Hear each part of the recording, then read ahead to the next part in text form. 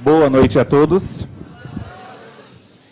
Iniciamos neste momento a palestra Descalculia, Identificando e Cuidando, que apresentará um panorama acerca da educação matemática, seus problemas e distúrbios e a influência do professor no processo de aprendizagem. Para proferir a palestra, contamos com a presença do professor João Luiz Musinati, que é doutorando em Filosofia da Educação Matemática pela Unesp de Rio Claro, mestre em História da Ciência pela PUC São Paulo, bacharel em Engenharia Mecânica pela FEI e bacharel em Ciências Matemáticas pelas Faculdades Associadas Ipiranga. O professor João Luiz Musinati é professor de Matemática na Educação Básica, professor universitário de Filosofia, diretor e consultor no site A Matemática e Seus Problemas, coordenador de Matemática no ABC Dislexia, foi consultor do MEC em Filosofia nos programas televisivos da TV Escola e foi diretor do ensino médio no Colégio Santa Maria e coordenador do ensino médio no Colégio Pio XII e na Escola Morumbi. Saudamos a todos os presentes e convidamos para compor a mesa professora Simone Espinosa, diretora da Escola de Educação da FMU e da Escola de Comunicação, Artes, Design e Moda do FIAFAM. Professora Maria Ivani Machado Toledo Damião, coordenadora dos cursos de Ciências Sociais, História e de Pedagogia. E professor João Luiz Musinati.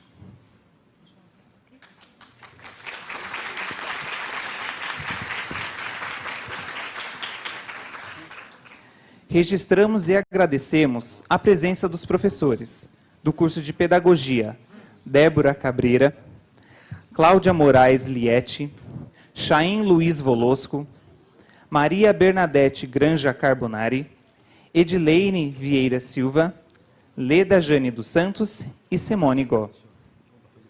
Do curso de Letras, professora Rosa Justo e Clarissa Feder. Do curso de Matemática, professores Emerson Rodrigues, Natália Ribeiro, Daniela Menezes, Maria da Graça Camilo e Adriana Castro. Neste momento, passamos a palavra para a professora Simone Espinosa, diretora acadêmica. Boa noite a todos.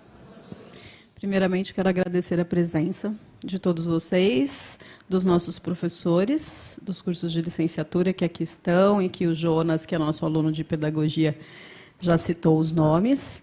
E agradecer a presença da professora Maria Ivani e agradecer muito, com muita alegria, hoje aqui na instituição, de volta à instituição, porque já fez parte desse corpo docente, o professor João Luiz Musinati. Eu tenho uma emoção agora muito particular, né? Um motivo muito particular, na verdade, para estar emocionada, porque o professor João foi meu professor também, e acho que eu tenho um olhar muito poético para a vida, e o João acho que me ensinou a ter um olhar um pouco mais filosófico, né? E aí fica, eu não sei se fica mais doce ou mais amargo, né, João? Mas fica mais prazeroso, com certeza. Então, o professor João é um daqueles professores inesquecíveis que foram importantes para a nossa vida, assim como vocês serão importantes para a vida de muitos alunos. Hoje a professora Ivani falava um pouco sobre a pedagogia, então, para ser engenheiro, para ser advogado, primeiro, as crianças precisam ser alfabetizadas, então, é a base. Eu acho que é uma... Eu dizia sempre nas minhas aulas, quando eu era professora aqui no curso de pedagogia, que se um advogado não faz o trabalho bem feito, corre-se o risco do cliente dele, né, ir para a cadeia. Se um médico não fizer o trabalho bem feito, ele mata. E se um professor não fizer um trabalho bem feito, ele também deixa marcas, muitas vezes irrecuperáveis, né? E aí, quando o pedagogo deixa marcas, o professor de matemática, lá no ensino fundamental 2, o professor de letras, o professor de ciências sociais, de história, ele vai receber esse aluno profundamente magoado, e aí como é que eu vou trabalhar com esse aluno? Então, a licenciatura também tem a sua responsabilidade. Tá? E eu estou aqui porque eu acredito na educação. Eu acho que a educação é o caminho. Então, mais uma vez agradeço pela presença do professor João. Vamos dar início aqui à nossa palestra. Eu tenho certeza que a fala do professor João hoje será muito importante e produtiva aí para o trabalho de vocês ao longo do semestre e dos semestres que virão. Ok? Bem, boa noite a todos. Boa noite, Simone, Vani, queridos professores e alunos aqui presentes no auditório Ulisses Guimarães e aos alunos também, que eu sei que estão nos vendo no auditório Nelson Carneiro, certo? Então, é muito bom estar aqui para falar com todos vocês e também tenho aí uma emoção especial porque já fui professor, né? Já fui professor dessa casa, fui colega dos professores e coordenadores aqui e fui professor da professora Simone, né? Que talvez quando eu estava entrando como professor aqui, ela estava iniciando na pedagogia, né? Então, o que a gente quer conversar com vocês hoje é acerca de algo muito importante dentro da nossa chamada educação básica. A educação básica que a gente compreende desde os primeiros anos de alfabetização até o final do ensino médio. E a gente encontra certos problemas acontecendo na educação básica e muitas vezes por desconhecimento, por uma certa falta de informações e de saber o que fazer, como identificar os problemas, muitos dos nossos alunos são abandonados da forma mais carinhosa e mais atenciosa possível. E se alguém me perguntasse por que eu tive a ideia de fazer esta fala, que é uma parte de 2 cursos que a gente dá, um curso de formação básica em descalculia e um mais específico de aprofundamento. Por que inventar esse tipo de assunto? Primeiramente porque os distúrbios de matemática eles não são tão conhecidos, assim como dislexia, TDAH e outros problemas que a gente vê por aí. Então, a descalculia, esse mal que a gente chama de descalculia do desenvolvimento, é algo bastante recente em termos de atenção dos educadores e dos profissionais da saúde. Então, por desconhecimento, muitas vezes a gente trata da maneira mais carinhosa um estudante que não tem a mesma competência dos demais, e a gente tem aí um cuidado, faz com que ele tenha mais tempo para trabalhar, a gente olha as suas provas de uma forma diferenciada, porém a gente não faz efetivamente o contato que ele gostaria de estar recebendo. Por quê? Porque este tipo de problema a gente não conhece, a gente não identifica e, portanto, politicamente, ele é abandonado da forma mais carinhosa possível. E eu vou tentar mostrar um pouquinho para vocês como é que esse indivíduo pode se sentir com o melhor acolhimento possível das instituições. Então, é cunho efetivamente político que me leva a fazer isso. Para que vocês se tornem portadores, a partir de um conhecimento novo, dentro das escolas em que vierem a trabalhar, de uma mensagem: olha, existe um indivíduo que pode estar tendo muito mais problemas do que a gente pode imaginar, dentro da nossa sala de aula, e a gente não está sabendo reconhecê-lo e nem sabendo cuidar dele, né? Então, a gente vai combinando, tá bom. Então, por favor, eu coloquei aí uma frase de Nietzsche. Eu gosto muito de Nietzsche.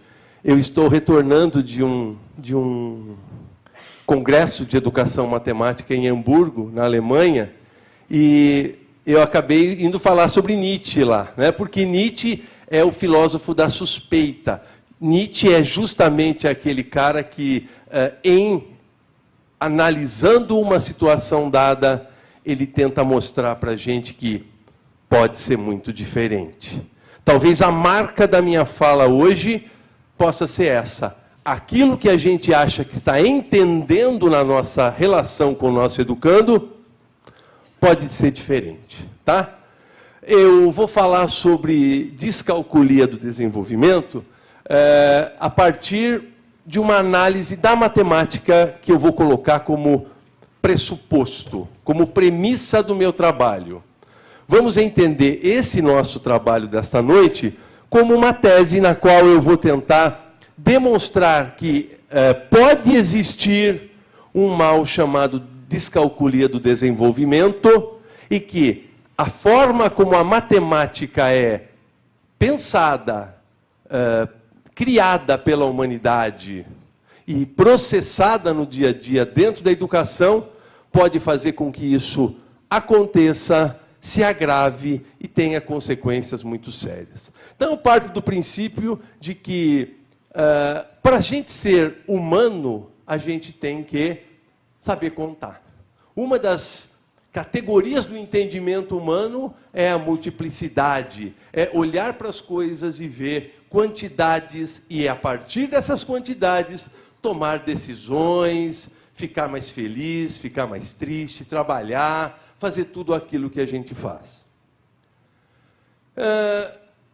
Porém, à medida que a gente vai se tornando uma civilização, a partir do momento que a gente vai ganhando mais sofisticação na nossa vida, as nossas contagens têm que ser um pouquinho mais específicas. O senso numérico do grande, do pouco, do muito, do incontável, passa a ser agora insuficiente. Nós temos que pensar e temos que referir-nos às coisas com contagens mais específicas. E, ao contrário do que muita gente possa pensar, nós estamos falando de uma criação humana. Apesar de que muita gente, muitos matemáticos, muitos grandes matemáticos acreditam que a matemática tenha sido uma descoberta, né? Um mergulho do ser humano pelo absoluto, onde estão os números e as formas perfeitas, e que nós, de repente, nos deparamos com isso. Como dizia Platão há 2.400 anos. Eu sou daquela linha que acredita que a humanidade constituiu o saber matemático, criou a matemática. A partir do quê? A partir das nossas experiências, demandas de sobrevivência, admiração pelo cosmos, né? Questões políticas. A matemática foi sendo gestada a partir da realidade humana. E nós inventamos a matemática. E, obviamente, aquilo que vem atrelado à matemática, que são as operações, né?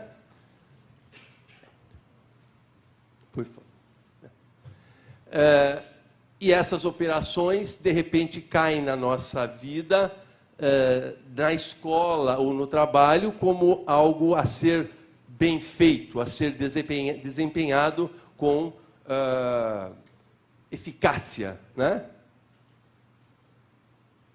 E o ser humano sempre tenta fazer com que os saberes matemáticos sejam bons para nós, enquanto indivíduos e enquanto civilizações. Mas a gente não é perfeito. O ser humano acaba usando as coisas porque nós chamamos de bem ou não. Porém, falando especificamente da matemática escolar, universitária, acadêmica e profissional, também tecnológica, a matemática não é uma ciência para chegar a resultados numéricos, quantitativos ou formais. Não basta acertar na matemática. É preciso que a gente mostre que acertou. A matemática é uma ciência da demonstração. A matemática é uma ciência de que a gente se vale para provar que a gente está fazendo as coisas corretamente. Outro dia um aluno me perguntou, na verdade não era um aluno, era um candidato a aluno. Ele falou assim: professor, o que é filosofia? Eu quero estudar filosofia, mas não sei direito o que é isso. Eu falei, olha, é algo como matemática. E aí ele não entendeu nada, mas por que como matemática? Eu falei, porque assim como na matemática, numa equação do segundo grau, por exemplo, você tem que discursar matematicamente, você tem que seguir o que a gente chama de discurso racional ou raciocínio lógico dentro da matemática, para que, usando as operações corretamente, a gente consiga provar que o nosso resultado é inexorável. Ora, a filosofia é a mesma coisa. A Simone dizia que o lado poético, quando ele é invadido pela filosofia, ele se torna um pouco mais duro, racional. É verdade. Quer dizer, a filosofia não tem, ao contrário do que muita gente pensa, fazer filosofia não é falar o que se quer do jeito que se quer. O contrário disso, é desenvolver um discurso tão preciso, tão específico, que faça com que, ao final, o nosso interlocutor esteja convencido de que aquilo é inexorável. A matemática é assim. Por isso que os alunos que a gente tem na matemática, os seus alunos, vão ter que provar que acertaram. Aquela história, professor, posso pôr só o resultado? Não. Pôr só o resultado não é fazer matemática. A gente tem que discursar sobre a matemática. Obviamente, como todas as atividades da nossa vida, a gente vai de peito aberto tentando acertar. E não pode ter muito medo, senão a gente não anda, não é? É a nossa cultura. A matemática é parte da nossa cultura. Bom, mas o que vem a ser matemática? A matemática, enquanto ciência, leva o nome de uma palavra grega chamada matema. O que vem a ser matema? Matema vem a ser a palavra grega que, entre outras coisas, significa tudo aquilo que eu posso aprender a partir daquilo que eu já sei. Vocês vão ver muitas definições de matema nos dicionários etimológicos, etc. Mas matema, resumindo, é isso. Tudo aquilo que eu posso aprender a partir daquilo que eu já sei. Muitas vezes eu chego para uns alunos de matemática e falo, vamos deixar essa história de vestibular, de conteúdo, etc., de lado, e vamos brincar um pouquinho de fazer matemática. Ué, mas a gente já não está fazendo matemática? Não, a gente está fazendo exercícios, aplicando regras. Vamos fazer matemática. Aí eu peço para eles desenvolverem alguma coisa que eles nunca viram na vida. E aí eles passam a fazer matemática, porque é aquilo que eu vou descobrir, aquilo que eu vou inventar, a que eu vou chegar a partir do que eu já sei. Para eu poder falar um pouquinho da descalculia e de outros distúrbios de matemática, é importante que eu passe para vocês o que é que eu entendo sobre essa matemática com a qual a gente trabalha, na academia, nas escolas, etc. Então eu vou propor aqui que a matemática tem 3 ordens de conhecimento. Conhecimentos conceituais, semiolinguísticos e instrumentais. Então, eu vou começar falando sobre os conceituais. O que seriam os aspectos conceituais? Exatamente aquilo que nós tratamos na matemática. As teorias, os conceitos.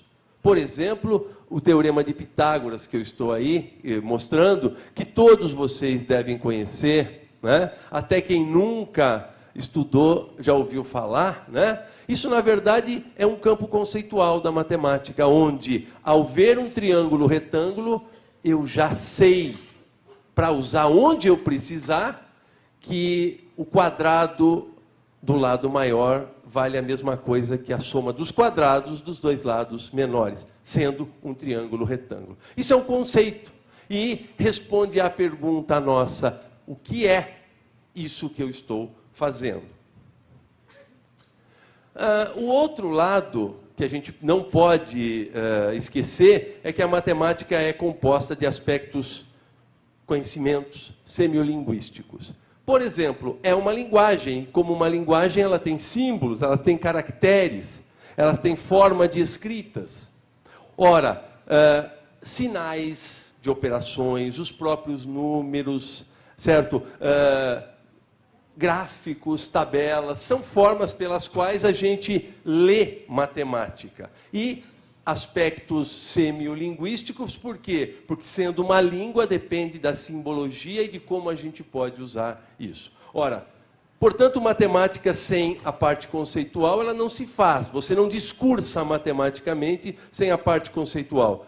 Tampouco sem poder mexer com os caracteres da linguagem.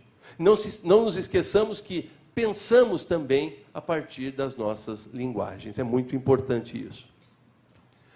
E também os instrumentais, desde os equipamentos que eu uso, desde o lápis da calculadora, desde aquilo tudo que a gente usa para fazer a escrita matemática, e também as maneiras algorítmicas, as expressões. As pessoas, às vezes, começam a escrever matemática, tem alguns casos, né, quando a gente faz curso, a gente estuda muito isso, né, em que a língua matemática é atropelada. E a gente percebe muitas vezes um possível candidato a um distúrbio de matemática pelo uso equivocado, porque a matemática ela é escrita na vertical. Nós normalmente colocamos as expressões e na linha seguinte a gente simplifica essa expressão. E ela vai sendo simplificada, até o ponto em que não tem mais como simplificar e esse é o resultado. Essa é a língua matemática, essa é a forma matemática. Ora, o instrumento da matemática também é você saber, assim como num livro, como você lê um livro, como você lê e escreve em matemática. Bom, já falei que a matemática é uma língua que estrutura um pensamento e a gente tem que dominar isso. Quando a gente está diante de alunos, pessoal, muitas vezes a gente parte do princípio que nosso aluno está lendo, entendendo e em condições de escrever matemática da mesma forma que a gente. A gente muitas vezes não percebe que a língua que ele está entendendo não é a mesma língua que a gente está falando. Porque o domínio dele a respeito daquilo tudo que a gente está apresentando, por alguma razão, ficou, vamos dizer assim, interrompido pelo caminho. E aí surgem as dificuldades e os distúrbios em matemática, que são coisas diferentes. Muito bem, pessoal. A matemática foi criada por quem e para quem? Eu coloquei aqui, né, um filósofo que eu gosto muito, ele não é tão badalado assim, Berkeley, mas ele é aquele sujeito que diz que não existe o mundo, existe aquilo que a gente cria. Tudo aquilo que a gente percebe, experimenta e até acha que transforma, é fruto da nossa cabeça. E a matemática, que é muitas vezes entendida como um saber universal, ela pode ter sido, ou ela pode ser a todo momento, invenção nossa. E quem inventa a matemática? Quem inventa os números? Os números que a gente conhece, eles fazem parte de um tempo muito pequeno, se a gente for comparar com a matemática enquanto pensamento, enquanto ciência, que vem de muito tempo atrás. Os gregos não conseguiram fazer um sistema como os nossos, por exemplo, porque eles não concebiam a noção do nada. E o nada, os nossos amigos árabes e os indianos representaram por uma bolinha sem nada no meio. E a partir daí tudo se revolucionou. Então a gente constituiu esse saber. E esse saber não nasceu pronto. Quem começou a enveredar por esse caminho não encontrou a matemática pronta no primeiro momento. Foi objeto de luta, de disputa, de negociação. Foi objeto de interesse econômico. Foi instrumento de poder, e ainda é nas salas de aula até hoje, né? Então, a matemática ela foi se desenvolvendo, como tudo na história humana, de uma forma vinculada com a nossa sobrevivência, com o nosso encantamento com o mundo e, principalmente, com a nossa capacidade de criar. E as dificuldades? Por que dificuldades? Bom, se você conhece bem uma sala de aula, se você está no dia a dia dentro de uma sala de aula, ou conhece alunos de matemática, você já deve ter se deparado com aquele cara que não gosta de estudar, né? É muito raro não gostar de estudar, a gente não conhece ninguém que não gosta de estudar próximo da gente, mas a gente já ouviu falar de pessoas que não gostam de estudar. Pois bem, pessoal, alguns alunos, os poucos alunos, não conhecem, não sabem fazer matemática tão bem, porque não gostam de estudar. Outros têm uns problemas maiores. Eles, além de não gostarem de estudar, não têm quem os incentive. Não tem uma família que fale, não, mostre para ele, com alegria no dia a dia, que estudar é legal. Que saber mais é melhor do que não saber nada. Tem outros que têm professores que são enfadonhos. Ah, mas o professor pode ser enfadonho. Sim, ele pode até ser enfadonho, mas ele não pode desacreditar aquilo que ele está fazendo no dia a dia. Já pensou? Eu mesmo mostrar com os meus gestos que aquilo que eu estou fazendo não vale nada, né? Então pode ser um aluno que, no decorrer da sua vida, ele se desencantou com matemática. Tem aquele aluno que tem aquela irmãzinha genial. Gente, ter uma irmãzinha genial é terrível. Por quê? Porque você, de repente, ganha uma responsabilidade que você não sabe de onde veio, aí você se sente a pessoa mais baixa do mundo. E eu não sei se já aconteceu com algum de vocês aqui, mas na minha família e em famílias de amigos, os pais dizem assim: você vai aprender matemática, hein? Quem é bom em matemática se dá bem na vida, hein? Pronto. Já imaginou, pessoal? Tem também a dificuldade material. O sujeito não tem como estudar, o sujeito queria aprender muito, mas aí ele acorda muito cedo, vai andar para tudo quanto é lado para chegar na escola, já chega cansado. Bom, aquela coisa que a gente já sabe. Então, são dificuldades em matemática. Mas e os distúrbios em matemática? O que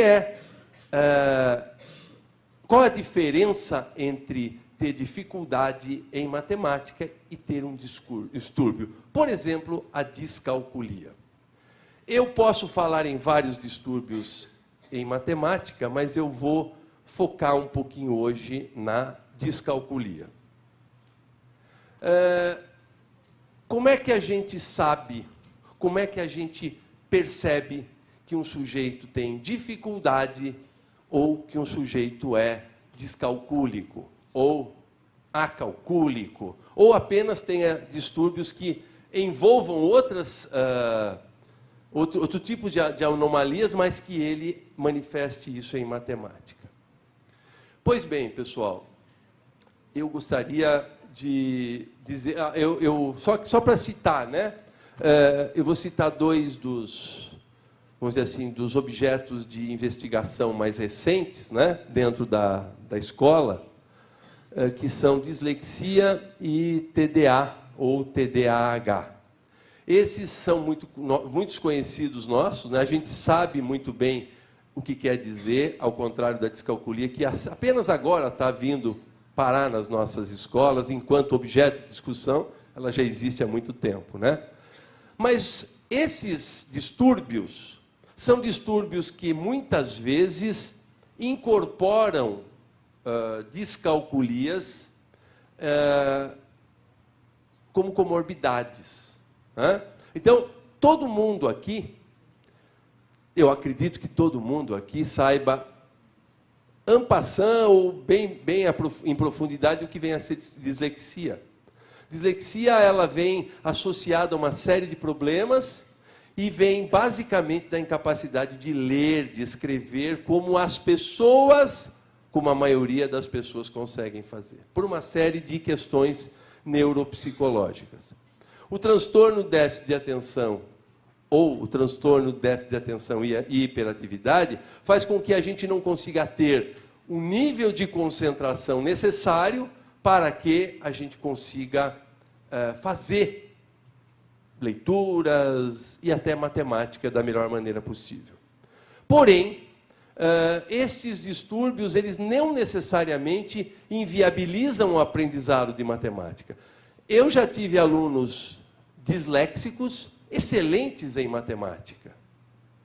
Eram trabalhadores incansáveis dentro de uma sala de aula. Com todas as dificuldades, eles conseguiam fazer matemática muito bem. Outros não. Por conta da dislexia, eles acabam incorporando também comportamentos de descalcúlicos, né? E então eu queria dizer o seguinte: os distúrbios de aprendizagem que envolvem a matemática podem não ser necessariamente o que nós chamamos de descalculia, né? Então vamos lá chegar à questão. O que vem a ser a descalculia do desenvolvimento, né? Bom, antes de qualquer coisa, a descalculia é um problema neuropsicológico, um transtorno neuropsicológico. Eu vou tentar explicar em poucas palavras para que as pessoas possam entender. Por que eu mostrei a matemática como constituída a partir da ação humana? E por que eu coloquei a matemática como conceito semiolinguística e instrumental? Porque a matemática ela foi constituída, foi construída através dos tempos a partir de um equipamento neuropsicológico comum à maioria das pessoas. A matemática não foi inventada da noite para o dia, e ela se desenvolveu a partir da contribuição, da necessidade, do poder da maioria das pessoas que têm um equipamento neuropsicológico que as pessoas costumam chamar de normal. Por que normal? Porque foi com eles que isso se desenvolveu. Dá para entender isso, pessoal? Não se trata de alguma coisa boa versus a ruim. Aquilo que se desenvolveu a partir deste tipo de percepção neuropsicológica. Ah, mas tem gente que não é assim. Então, pessoal, tem gente que não tem esse mesmo instrumental neuropsicológico. O que acontece? Eles não veem as questões quantitativas, numéricas, nem a língua matemática que foi constituída da mesma forma que a maioria das pessoas vem. A maioria das pessoas escreve da esquerda para a direita os seus cálculos matemáticos. A maioria das pessoas é condicionada, é treinada para fazer as demonstrações e os cálculos de cima para baixo. A maioria das pessoas olham os símbolos matemáticos, desde os numerais básicos até as frações, até as potências, com tranquilidade. Aquilo faz sentido a elas. Por quê? Porque aquela ciência foi criada a partir de gente como ela e para ela. E os caras que não têm essa percepção? A gente chama de pessoas que possuem algum distúrbio de aprendizagem em matemática, dos quais o mais difícil, o mais complicado, é aquele que a gente chama hoje de descalculia do desenvolvimento, no qual a pessoa não consegue entender os símbolos, a pessoa não consegue compreender por que os processamentos são aqueles, a pessoa não sabe o que é uma operação, muito menos o que é uma demonstração e uma equação. Mas por que a pessoa não consegue? Bom, primeiramente porque todo mundo fala a mesma língua, todo mundo entende, conta piada, levanta problemas, e a pessoa não está entendendo absolutamente nada. Só para vocês saberem, eu comparo a situação de um descalcúlico do desenvolvimento em matemática, numa aula de matemática, não tenho dúvida de que é assim, pessoal, com uma situação que aconteceu comigo quando eu era engenheiro. Eu era engenheiro uma época e a gente trabalhava numa empresa de equipamentos. Eu era responsável pela parte técnica de um tipo de equipamento e a gente trabalhava em vendas. E um dia, o meu chefe me falou, olha, nós vamos participar. A empresa nossa era alemã. Eu não falava alemão. Eu me comunicava em inglês com eles. E o que acontecia? Nós vamos fazer uma reunião com alemães para que a gente possa vender um equipamento. Um equipamento simplesinho, que não tinha grandes... E meu chefe falou assim, tem alemães, tem belgas e tem brasileiros que falam alemão. Mas todos nós decidimos conversar em inglês e vamos fazer a palestra em inglês. Beleza. O que aconteceu? No dia da reunião, meu chefe falou, olha, um dos alemães aí se sentiu pouco confortável em falar inglês. Ele acha que talvez não domine e possa... Ele não quer perder dinheiro, né? Então ele quer... Então, você vai ter que participar de uma palestra em alemão. Eu falei, não, faz o seguinte, eu fico na sala ao lado e vocês conversam em alemão, porque a minha presença era apenas para dizer para o cliente que a gente estava lá. Era simples o equipamento, mas ele queria mostrar que tinha um suporte técnico. Eu falei, então eu fico na outra sala e vocês conversam. Não, meu atendimento tem que ser pronto e preciso, você vai para a reunião. Pessoal, eu passei 2 horas da minha vida terrivelmente longas, em que os caras conversavam, brigavam, contavam piada, podiam estar até falando de mim, né? Que esse idiota que está aí parado, né? E no momento, eu quase desmaiei na mesa, fiquei preocupado porque não tinha cinto de segurança na cadeira onde eu estava sentado. Eu desenvolvi uma técnica em que eu ficava criando situações hipotéticas a partir do que eles estavam gesticulando, falando, para eu conseguir sobreviver. Meu chefe me chamou uma única vez na reunião para eu responder uma coisa ridícula, trivial, que qualquer um poderia ter respondido. E foram os momentos mais horríveis da minha vida. Por quê? 2 horas duraram 2 séculos, com certeza. Por que você trouxe essa história? Porque um descalcúlico do desenvolvimento num estágio bem avançado. E pensem, pessoal, o estágio vai avançando, vai se desenvolvendo a partir do momento que a complexidade e a complicação da matemática começa a se tornar intensa.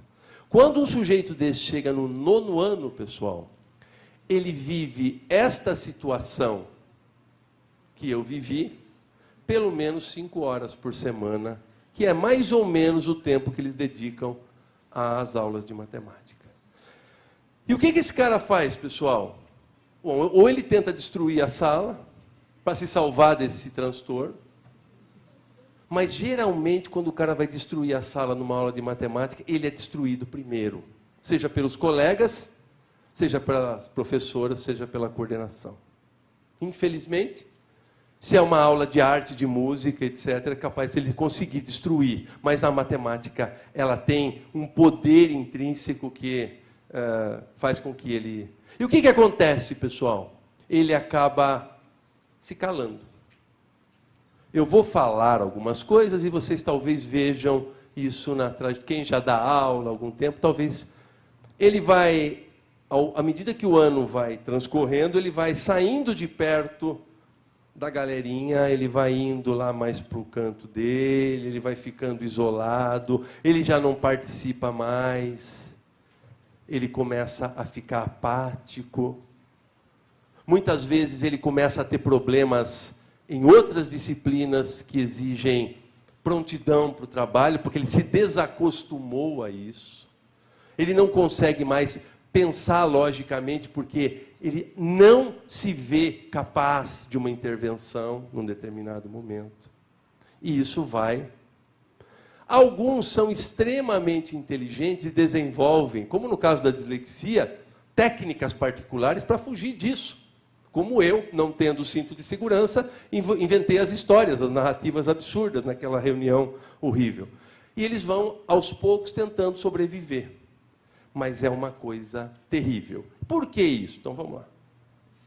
Bom, porque o descalcúlico do desenvolvimento... É importante que eu diga, antes de falar sobre esses sintomas, algumas coisas, pessoal. Primeiramente, a descalculia do desenvolvimento é um trabalho que está sendo levado a campo, né? Através da incansável perseverança de alguns neurologistas, alguns neuropsicólogos, alguns professores, que acreditam que isso pode chegar a alguns lugares. Às vezes mandam e-mail para mim, pessoas de universidade dizendo: ô João, posso fazer uma entrevista com você? Pois não. Sobre descalculia? Pois não. Você pode ajudar a gente a provar que a descalculia não existe, que é apenas uma bobagem? Quer dizer, até hoje ainda tem esse tipo de situação. Por quê? Porque os problemas que estamos encontrando com o desenvolvimento da neuropsicologia, com o desenvolvimento, ou com a forma mais acurada que a nossa educação está conseguindo chegar, fazem com que a gente descubra coisas novas. E, pessoal, sempre que a palavra novo aparece do lado dela uma palavra chamada reação. E a turma não quer que isso dê certo. Eu estive, por conta desse congresso, que eu fui para outro assunto, né, para falar de filosofia da educação matemática, eu estive em contato com uma pessoa muito interessante da Dinamarca, que me abasteceu de coisas novas em termos de trabalhos possíveis com descalcúlicos, né? Eu estou processando tudo isso, vou colocar isso nos meus cursos em breve, mas é interessante ver que existem abordagens no mundo intelectualizado ou não, diferentes a respeito desses distúrbios. É muito mais fácil pensar que as pessoas não estudam, não estão adaptadas ao mundo, etc., etc., do que elas têm efetivamente problemas. Então, eu vou falar de algumas coisas aqui, pessoal, mas é importante que a gente pense em algumas coisas. Primeira coisa, nem todo mundo reconhece isto, nem todo mundo valoriza isso. Outra coisa, a presença desse tipo de situação não quer dizer necessariamente que o sujeito seja descalcúlico. Hoje mesmo eu falei com uma pessoa sobre um diagnóstico de descalculia. Eu falei: olha, eu participo de diagnósticos multidisciplinares, mas eu não faço diagnóstico. Tem que ter um neurologista, tem que ter um neuropsicólogo, tem que ter consulta, sim, e atestados de oftalmos. Nós temos que trabalhar com psicopedagogos, nós temos que trabalhar com escola. E, ao cabo de tudo isto, a descalculia ela se constitui num diagnóstico por eliminação. Porque esta é a forma como a gente trabalha hoje em dia, num mundo em que isso está sendo ainda duramente desenvolvido de maneira lenta, porque não é valorizado. Pelo que eu sei, não dá nem muito dinheiro, nem muito voto. Então é muito difícil, né? Mas algumas coisas, pessoal. Um sujeito que tem a descalculia do desenvolvimento provavelmente vai ter muita dificuldade com operações, com identificação de números, com a formalização no papel. Mas não só isso, né? Não vai ter a leitura de gráficos e tabelas, que depois de um tempo torna-se muito simples, para ele vai ser sempre um problema. Compreensão de significados dos próprios sinais básicos. Já imaginaram, pessoal? Imagina o sujeito que aprende da primeira à quinta série que vezes multiplicação é um X. E divisão são 2 pontinhos, né? Quando ele está quase lá, quando ele está quase com certeza de que sabe esses símbolos, de repente chega no sexto ano, aparece um pontinho para multiplicação e uma barrinha que pode ser horizontal ou inclinada para divisão. Esse cara surta, pessoal. Ou, pior que isso, pessoal, esse cara se cala para valer. É muito pior, né? Então, essa é uma situação. As medidas, pessoal, as medidas tão triviais para nós, centímetros, metros, litro, quilo, etc., para ele passa a ser uma coisa complicadíssima. Durante um tempo da sua vida, ele ouvia falar e não tinha problema. Agora ele está tendo que manusear isso, ou melhor, botar isso no papel, de maneira formalizada e escrita, né? Antecessor, sucessor, classificações de números, ele começa a não dar conta. Muitas vezes você vê dificuldades desde cedo com esse tipo de coisa. Mas isso, quando persiste, lá pelos 10 anos, você começa a olhar com um pouquinho mais de cuidado e desconfiança. Podem ser outras causas? Claro. Mas tem mais coisa. Bom, eu estou dando aí alguns exemplos. Esse não é... Eu evito colocar os meus alunos, né? Colocar coisas dos meus alunos aí. Mas um descalcúlico, nós não estamos falando de... Vejam o tamanho dos dedos. Muita gente fala, isso é normal. Sim, é normal com um dedinho pequenininho, uma criança pequena, mas isso não é de criança pequena, né? Pois não? Aí vão alguns exemplos. Uma das maneiras da gente identificar e também tentar aprender a cuidar é discutir os erros, que a gente chama de erro. Muitas vezes, pessoal, você não entende por que um sujeito fez aquilo num cálculo. Mas você nunca se preocupou, e nem tem tempo, né, pessoal? As escolas tratam os professores normalmente como se o tempo deles fosse muito tranquilo, né? Pelo menos na forma de pagamento. Então, eles botam o professor para dar aula, para fazer prova, para corrigir prova, para fazer reunião, para tomar conta não sei do quê, para fazer... tomar conta da festa junina, sei lá, um monte de coisa, né? E o que acontece, pessoal? O cara não tem tempo de analisar certas coincidências na única prova que o cara faz no mês, por exemplo. Então, tem uma série de erros aí. Algumas pessoas que gostam mais de matemática podem ter se deparado, tentado explicar, né? Vejam pela letra desse indivíduo, também que não é meu aluno, que não foi uma criancinha de 7 anos que escreveu isso, né, pessoal? Por favor. Aí algumas operações, né? Uma subtração, uma adição, né? Eu estou mesclando coisas. Também não é meu aluno ou não são meus alunos. O que você faz com os seus alunos? Nem nos cursos, pessoal. Nos cursos eu transcrevo para forma digitalizada, tal. Eu escrevo a máquina, tal. A máquina não, a máquina, eu digito. Né? O pessoal mais novo vão falar, o que máquina? Ele pega uma locomotiva para escrever. Não, máquina é que antigamente a gente usava a máquina de escrever, né? Por favor. Aí alguns exemplos que eu trago aqui. A gente, obviamente, não tem tempo na proposta de hoje para fazer isso, né? Mas é muito interessante você descobrir que aquele sujeito não é louco.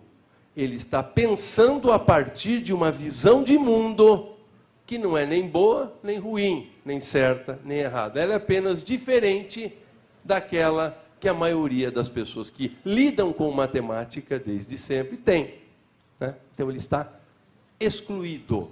E, muitas vezes, excluído com exclusão de gala, com nota boa para passar ou boa para ir para o conselho e ser aprovado no último momento, mas completamente abandonado. Né? Muito bem, pessoal. Aqui eu estou colocando algumas classificações, né? O Koski foi um dos pioneiros no trabalho da descalculia do desenvolvimento, década de 70. E ele fez uma proposta, ele fez uma proposição que eu penso que a ideia dele foi tornar o trabalho mais didático. Então, eu mudei o que ele colocou aqui. Ele tinha colocado tipos de descalculia, mas eu entendo que o que ele quis dizer são aspectos presentes na descalculia. Porque se você olhar direitinho aí, eu não preciso ler para vocês, vocês estão lendo, existem o quê? Existem situações que dificilmente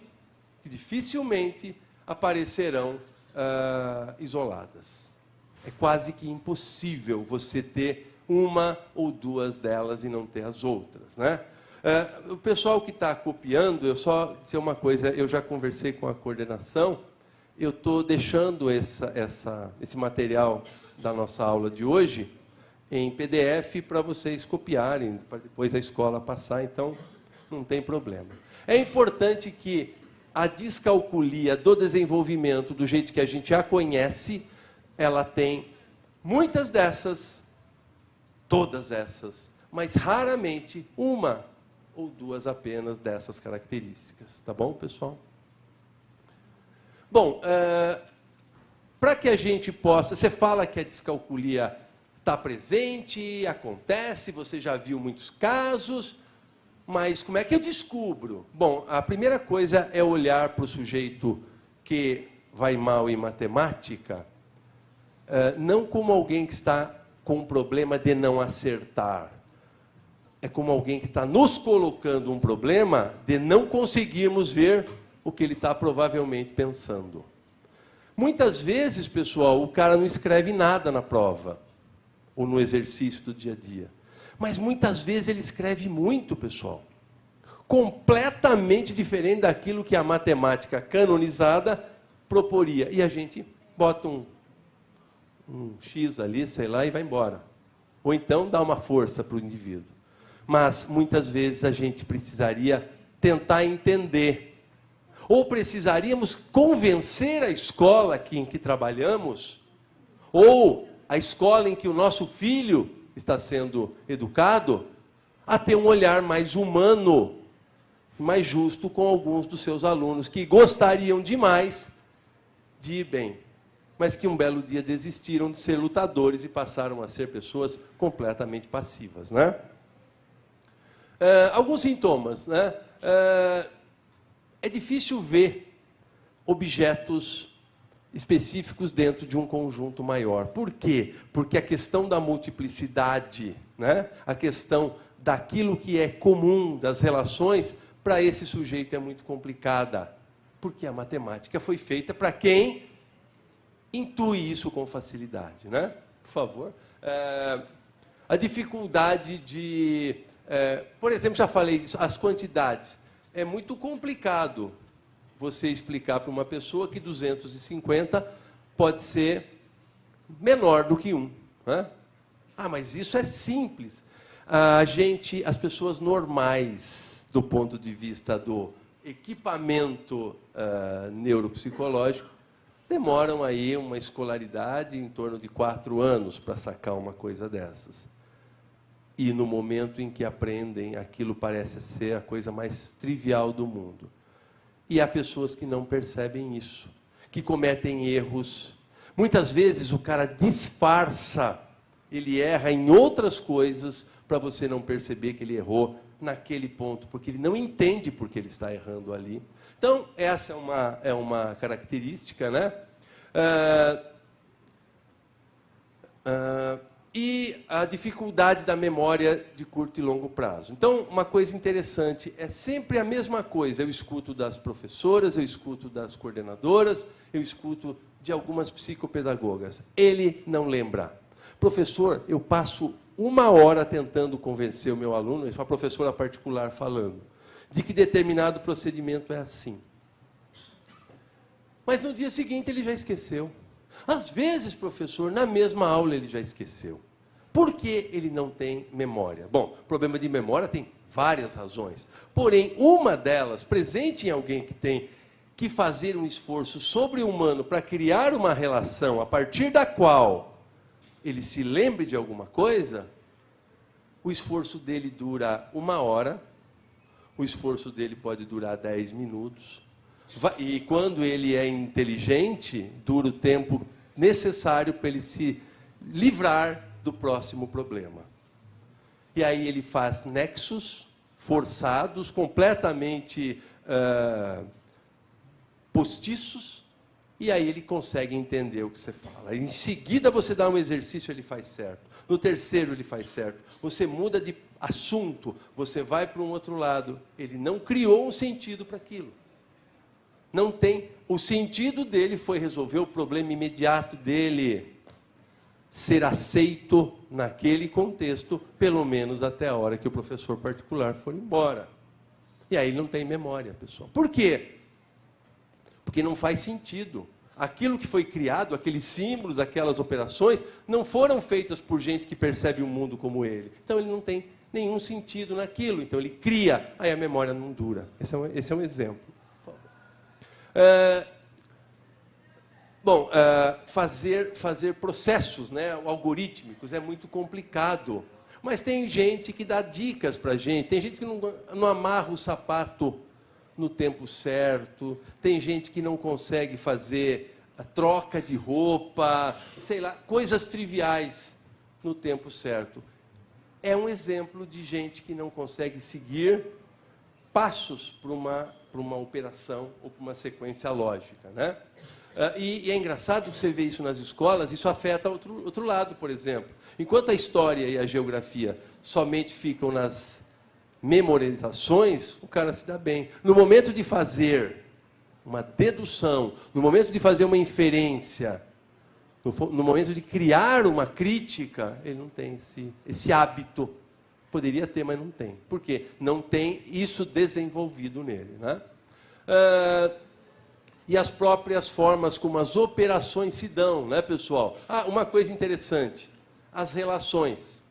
Por exemplo, eu cheguei aqui, eu vi a quantidade de cadeiras, né, de poltronas, e eu vi que as pessoas viriam em grande quantidade, né? Tem um outro auditório também. Eu posso chegar aí na frente e ver um monte de carros, né? Nem sempre as pessoas fazem essas conexões imediatamente. Ora, vai estar cheio hoje.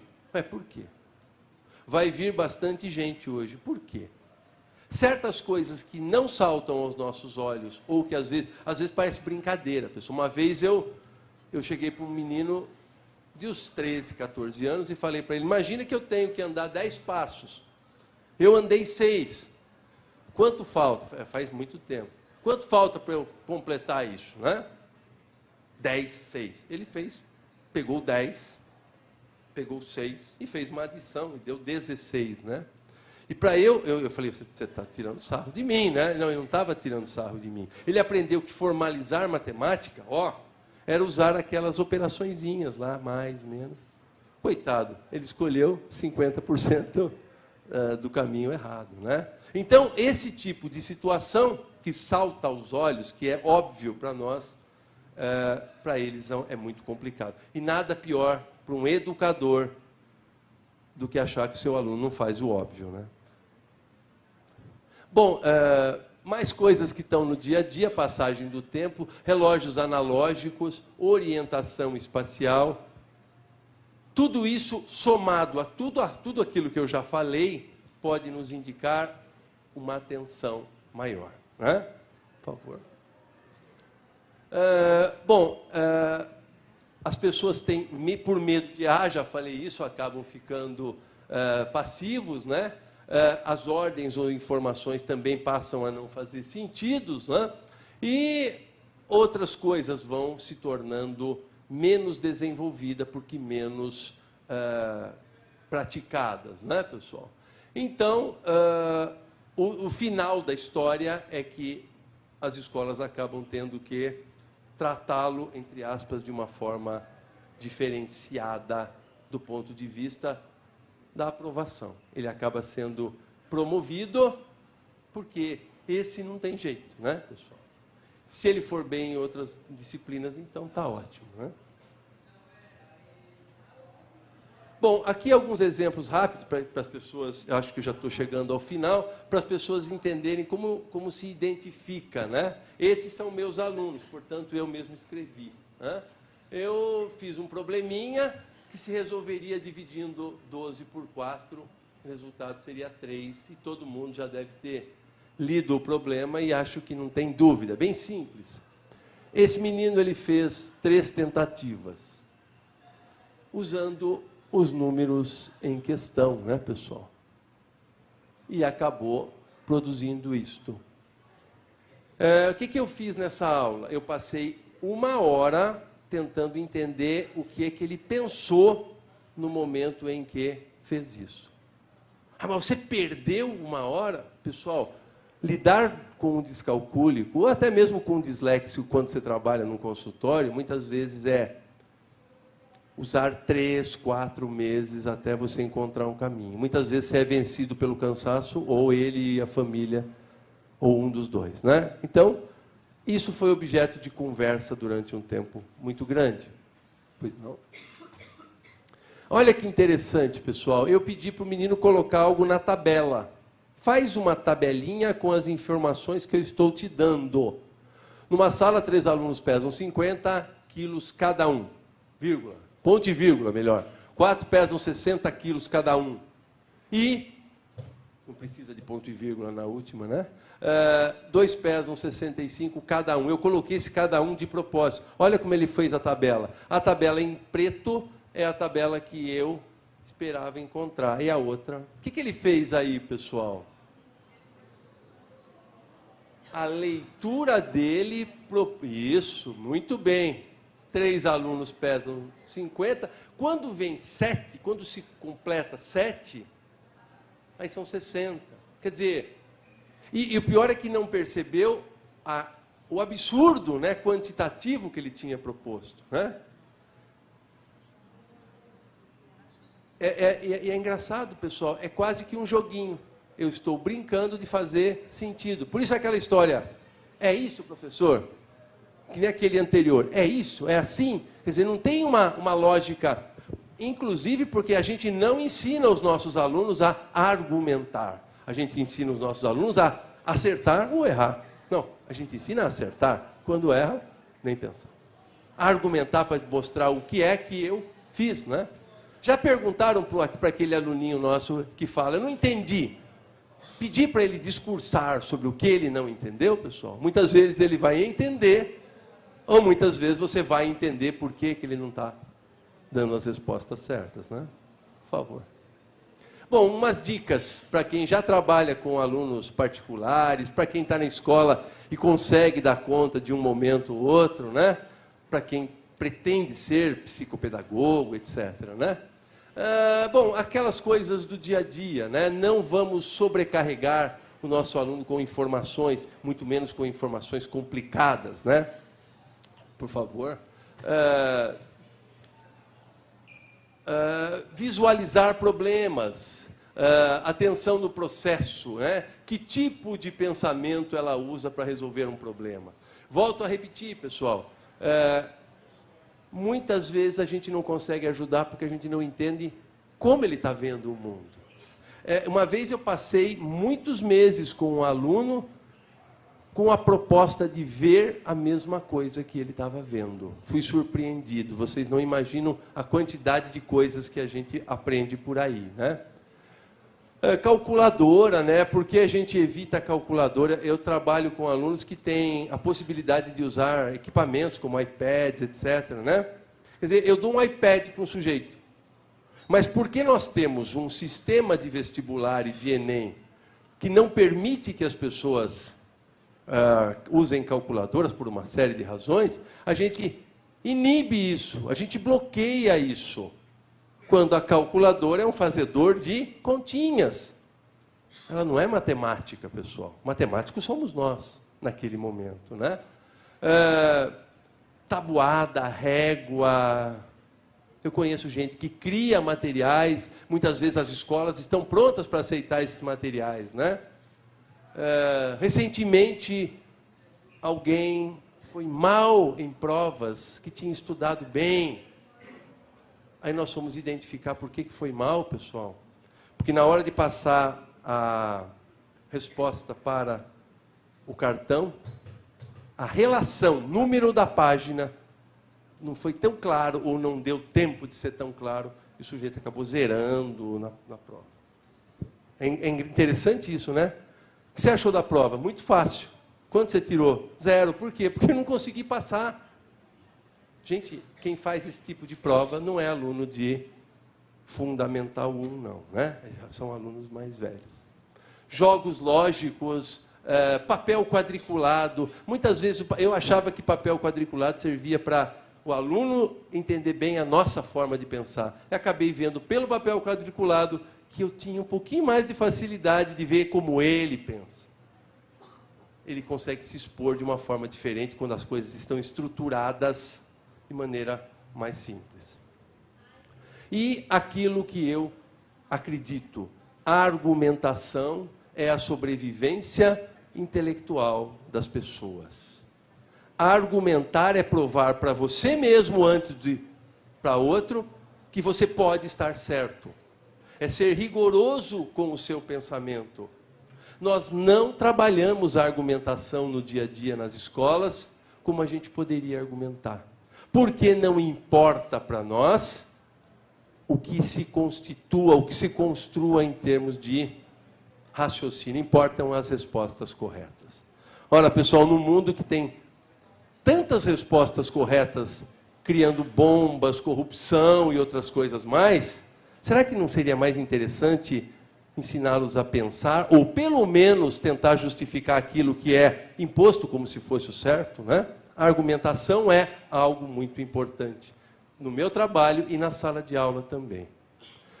Muito bem, pessoal, certos jogos são muito importantes, já falei isso, não vou mais... Peço depois que o pessoal pergunte as coisas, por favor.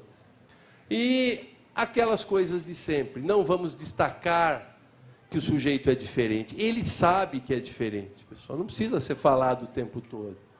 Os erros dele, quem sabe a gente consegue aprender com ele a tratar os erros de todo mundo de uma forma diferente. Tem um poeta chamado William Blake que disse uma vez: qual o absurdo de hoje que não será a verdade canonizada de amanhã, né, pessoal? Então, errar, o que é errar, né, pessoal? E como é que eu vou destacar? Muitas vezes você usa um cara que...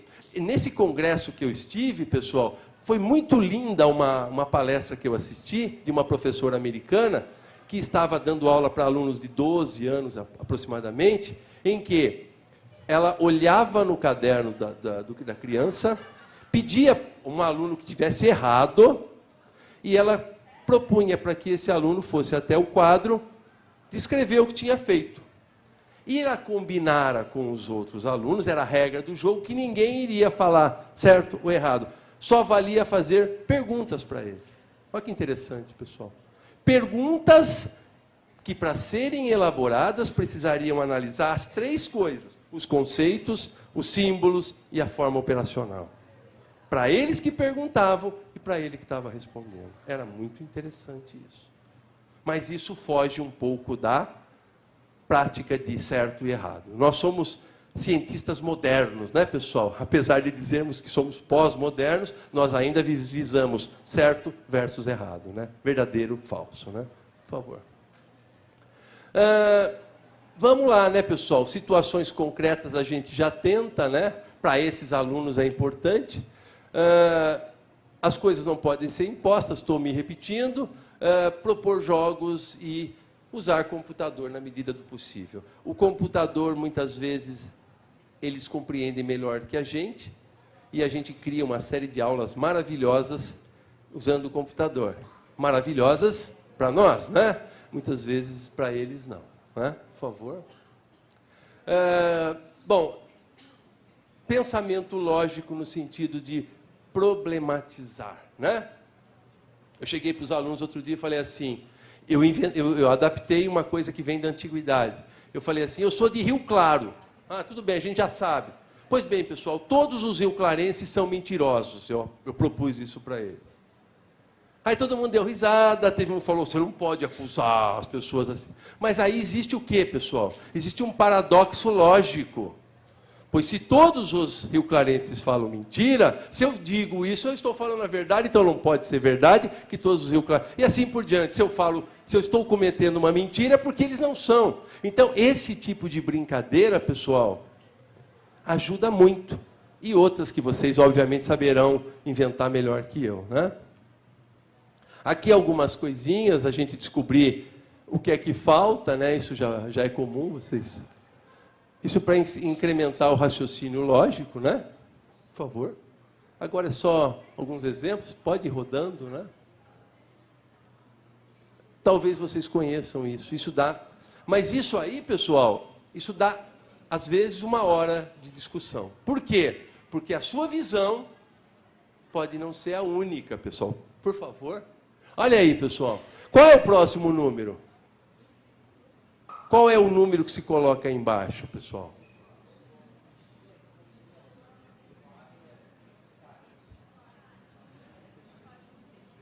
(35) Tem certeza?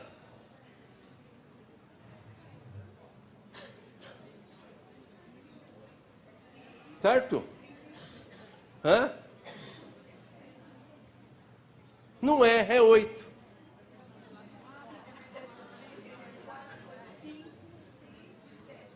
Percebem, pessoal? Para que eu fiz isso? Para a gente botar na cabeça que muitas vezes o nosso sentido de ver o mundo pode não ser o correto, né? Por favor. Qual é? Vocês devem conhecer, algumas pessoas conhecem. Qual é a vaga que o carro está encobrindo aí, pessoal?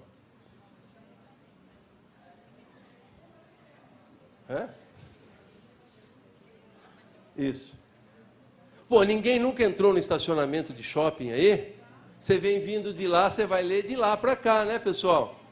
A minha esquerda está 86, esse que eu estou parado é 87, né? Perceberam? Isso é para a gente mostrar para vocês que as visões podem ser diferentes, né?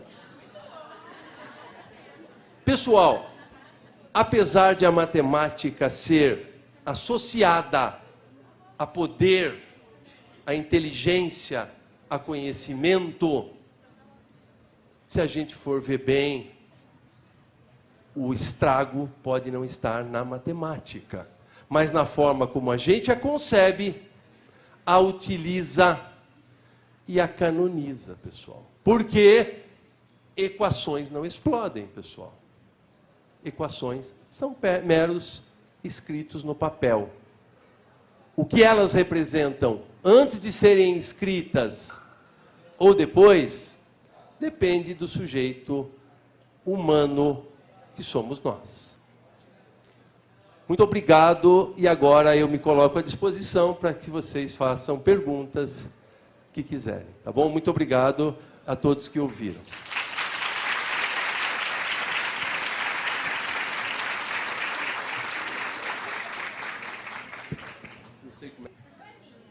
Boa noite, o meu nome é Vânia, eu sou aluna do 6º ano de Pedagogia. A descalculia é algo permanente ou tem como curá-la, ser tratada? Muito bem. Alô? Está dando para ouvir? Bom, a descalculia do desenvolvimento, que eu já disse que é uma, vamos dizer assim, que é uma diferença no equipamento neuropsicológico, do ponto de vista dos neurologistas e neuropsicologistas, ela tem aí um traço de diferença em relação às pessoas ditas normais, que vai se potencializando negativamente, vai indo para o outro lado, à medida que todo esse envolvimento com a matemática, conceito, neurolinguística, semiolinguística e instrumental, à medida que essa vivência nesse campo vai acontecendo, isso vai se agravando, isso vai neutralizando possibilidades de sucesso. Eu diria que, a não ser que a neurologia crie no futuro, e quando eu falo no futuro, pelo andar da carruagem e pela desimportância disso, talvez não vai ser para breve, mas até então o que a gente pode fazer é minimizar os efeitos disto, porque até onde eu sei, o equipamento não vai ser alterado radicalmente a partir de uma vivência. Você pode fazer o quê? Você pode, assim como o disléxico, você pode aproveitar isso de uma maneira melhor. Agora, quando as coisas são identificadas ou suspeitadas logo cedo, a gente consegue minimizar os efeitos negativos. Agora, é uma diferença no equipamento. Eu queria deixar uma coisa clara, eu não sou neuropsicólogo, eu não sou psicopedagogo, eu não sou médico, eu sou apenas professor. E eu faço um trabalho dentro do diagnóstico baseado naquilo que educação matemática me aponta como identificação de problemas e resolução.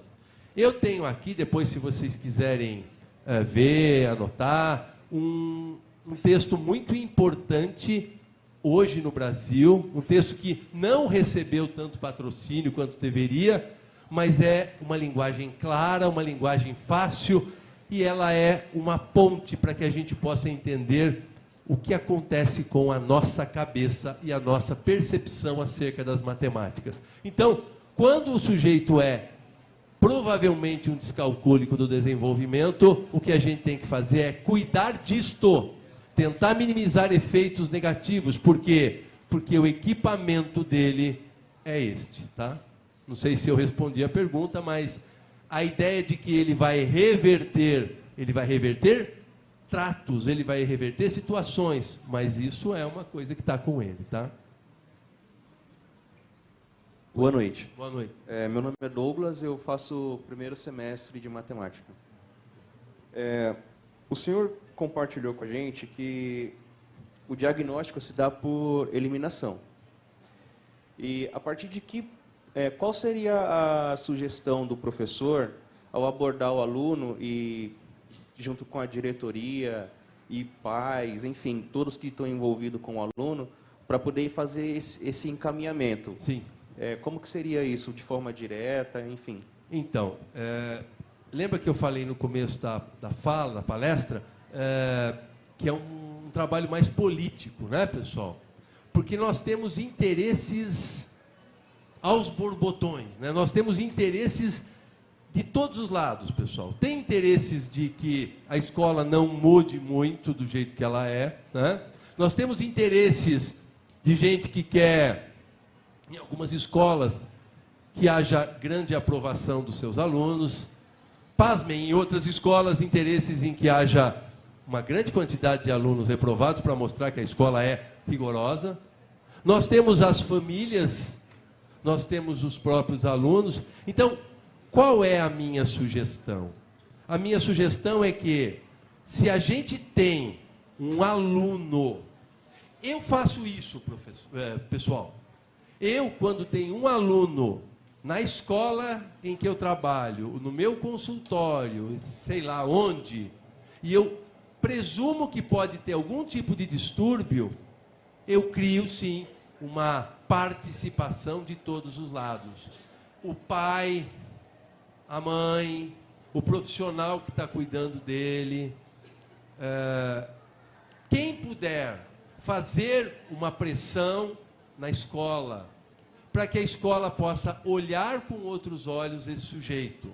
Porque a única forma desse sujeito reverter parte dos problemas que esse distúrbio ou outros criam é ele ser tratado de uma forma verdadeira em seus problemas, não como paliativo para a sua não reprovação. Eu não gostaria de propor a uma escola que aprovassem o sujeito, mas eu queria propor a essa escola que cuidassem-no de uma forma diferenciada. Não adianta você largar o sujeito uma hora a mais na sala para ele fazer a mesma coisa que você quer que ele faça, que ele não consegue fazer. Não adianta você obrigar o menino a fazer uma aula de recuperação com o mesmo professor que não conseguiu ensiná-lo, na mesma sala, na mesma coisa. Não tem jeito, pessoal. Talvez o que eu diria a você é o seguinte, pessoal: participar no sentido de dialogar. Dialogar no sentido de me provem que você está cuidando do meu aluno ou do meu filho. Porque as escolas vão ficar belas e soltas, tranquilas, descansando em berço esplêndido, se a gente não pressionar, se a gente não mostrar que tem um cara sofrendo lá. Não vai ficar 2 horas numa mesa de reunião, vai ficar no mínimo 5 horas por semana, de muitas semanas no ano, e no outro ano, e no outro ano. Isso é algo que a gente tem que levantar a bandeira, porque a matemática, que é uma invenção humana, não tenho dúvida disso, ela poderia servir para o ser humano e não para apenas o poder humano, né?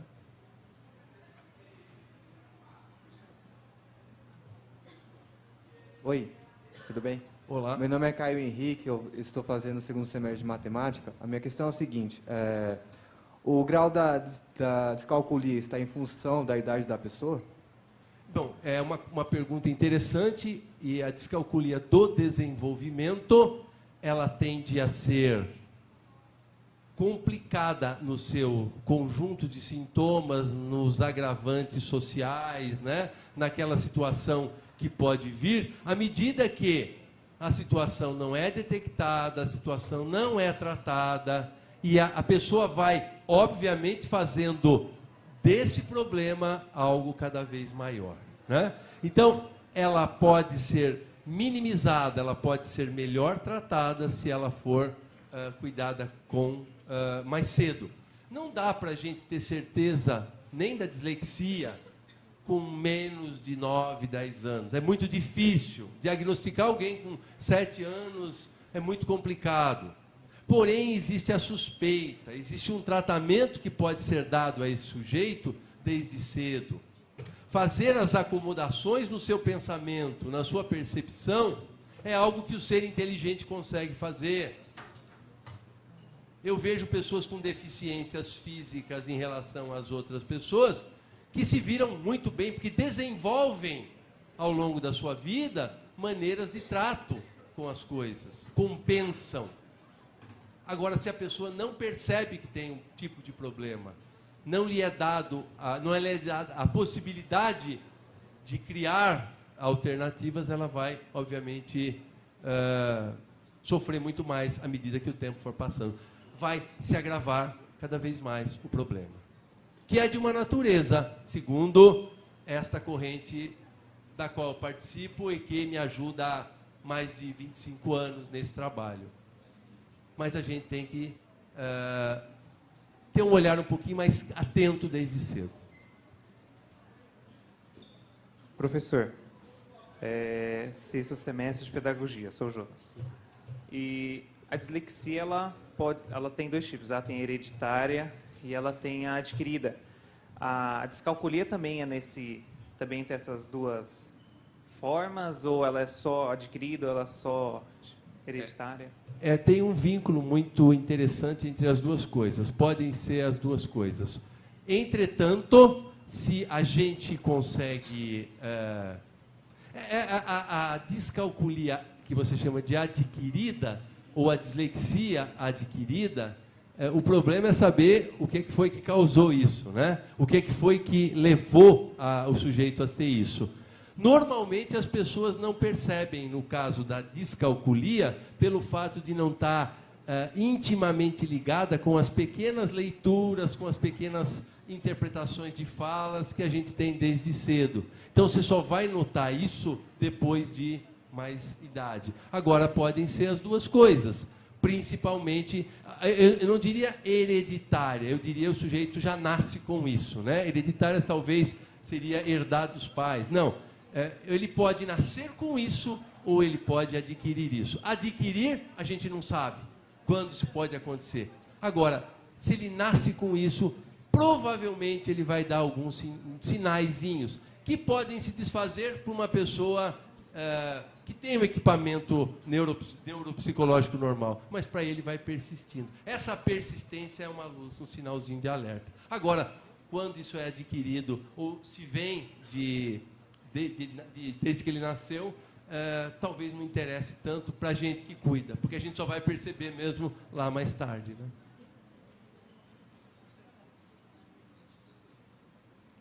Meu nome é Fernanda. Sim. Estou no sexto semestre. Pois não? De pedagogia. E eu queria saber, numa sala de aula, até que ponto é interessante propor uma atividade em grupos entre crianças, alunos com descalculia, outro transtorno, e crianças comuns. Você está dizendo juntar as pessoas? Isso. Sim, se você juntar as pessoas, você tem que criar uma situação em que elas possam interagir. Se você coloca o sujeito, aquele aluno, sabe aquele aluno, pessoal, que você propõe uma atividade, a hora que você está terminando de escrever, ele já sabe a resposta, né? Então você tem que criar uma situação para que esse sujeito não afogue o outro, não sufoque o outro. É legal, por exemplo, uma ideia que eu te dou, você começar a incentivar a argumentação de parte a parte. Como essa que eu falei para você. Forçar um aluno a questionar o outro e não apenas corrigi-lo, indicar o certo. Pode ajudar a colocar pessoas muito boas em matemática do lado de pessoas não tão boas. Mas tem que ser, um trabalho muito maior para vocês, professores. Porque pode ser legal, mas pode acabar com a atividade, tá? Mais um, né, Simone? Mais uma?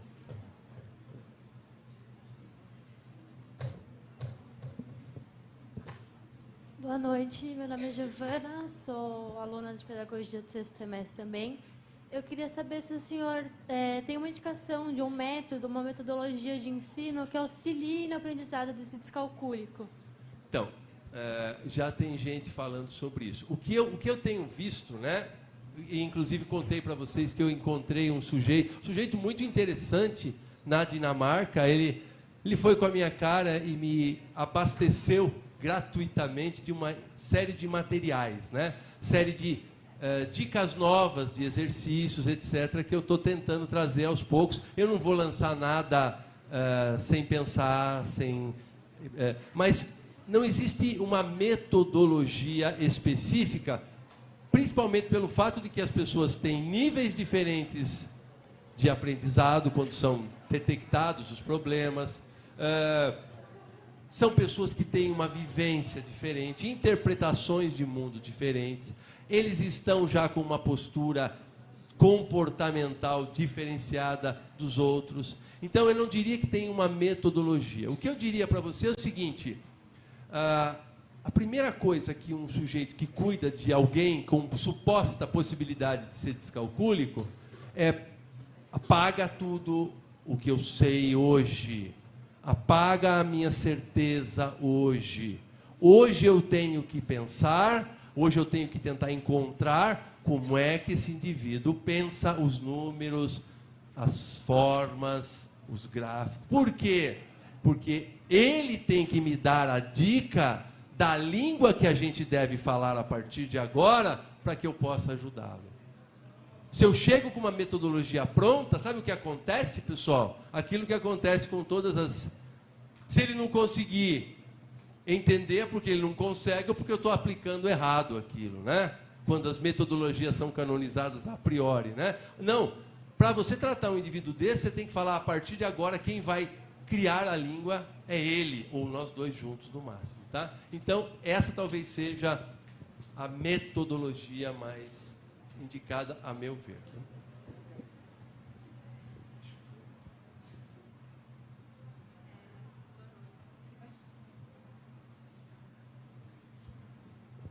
Boa noite, meu nome é Thaís, eu sou do 6º ano de Pedagogia. A minha pergunta é em questão como inserir a escola, como a escola pode inserir a família dentro do problema do aluno, porque muitas vezes os pais mesmo, eles não têm, eles ainda estão na fase de não aceitação, que o filho tem um problema e muitas vezes a escola tenta mostrar todos os caminhos para que ele possa levar nos médicos, nos psicopedagogos e tudo mais. Só que os pais, eles não aceitam. Então, como que a escola pode estar dando esse caminho? Bom, uma coisa é certa, a escola não faz nada sozinha, né? Se a família não entrar nessa luta, não vai dar para fazer nada. Agora, uma coisa... Então, quando a família não quer participar, a escola tem que correr atrás, não pode desistir. Agora, eu tenho uma boa notícia nesse sentido. Me parece que hoje as famílias estão se abrindo mais a esse tipo de problema. Aliás, é muito mais confortável para um aluno, para uma família, saber que ele... assim como o coleguinha não enxerga direito, ele não processa direito um determinado nível de compreensão. E aí as famílias aceitam um pouco mais. O diálogo hoje é muito mais fácil do que quando eu comecei a mexer com isso há 20 e poucos anos atrás. Então, sem a família não tem jeito. O que a escola tem que fazer? Insistir. Insistir. Porém, a escola muitas vezes está preocupada com quantos alunos vão passar no Enem, ou o que eu vou fazer com o cara que está destruindo a escola, né? Ou o que eu vou fazer com aquele grande aluno. Geralmente o cara que tem dificuldade e gostaria de participar bem, ele fica de lado, porque não é objeto de problemas, não dá problema.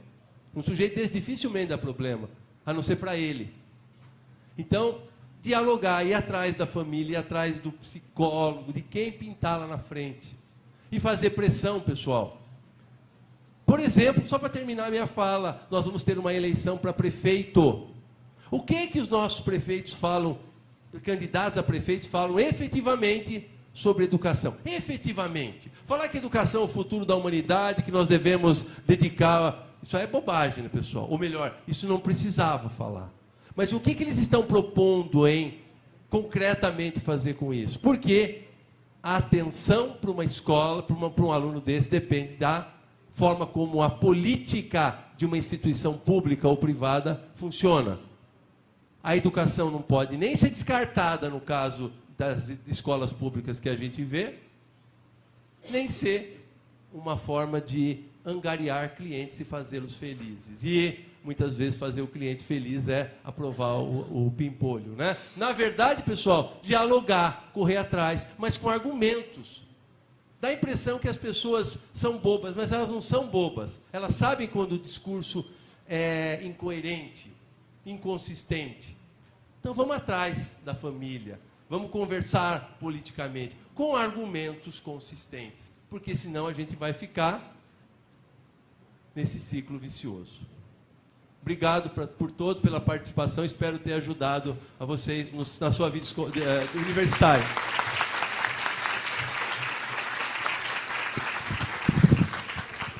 Em nome da Escola de Educação do Centro Universitário das Faculdades Metropolitanas Unidas, agradecemos a presença do professor João Musinati, pela sua inestimável colaboração à nossa educação, e agradecemos a presença de todos os componentes aqui presentes. Muito obrigado, boa noite.